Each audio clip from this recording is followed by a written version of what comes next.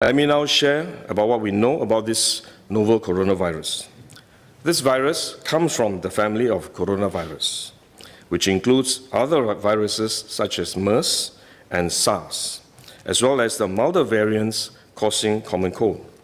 The medical consensus at this moment is that the novel coronavirus is more transmissible, but appears less deadly than SARS. Evidence suggests that the rate of human-to-human transmission of this virus appears to be higher than that of SARS. For now, the evidence also suggests that transmission is mostly via droplets. What this means is that the virus is carried within droplets emitted from an infected person over a short distance, such as when a person coughs or sneezes. If these droplets come into contact with the eyes, nose, or mouth of an individual, directly or indirectly through hands that have come into contact with these droplets, the individual may become infected. To clarify, there is no evidence currently to suggest that the virus is airborne. There are other viruses, such as the chickenpox, which can easily be transported via air currents and do not require droplets to contact the eyes or nose.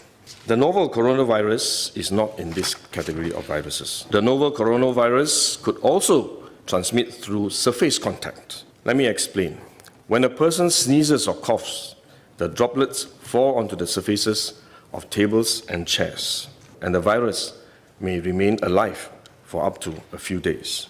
When someone else touches the surfaces of these tables and chairs, the virus can be transferred to his hands, and if he then rubs his eyes or nose without washing his hands, he may become infected.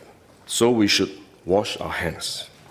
This is also why we only quarantine the close contacts of confirmed cases. For more transient contacts, such as individuals that the confirmed cases may have walked past in malls or hotels, the risk of transmission is low.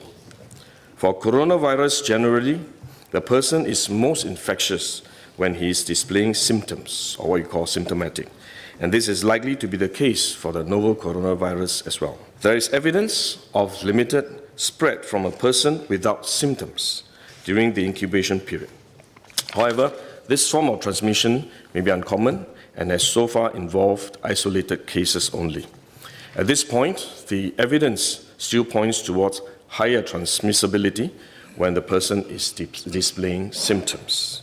As such, medical professionals, both overseas and in Singapore, have advised that the most effective way that we can protect ourselves is to practice good personal hygiene. We should regularly wash our hands with soap and water and avoid touching our face with our hands.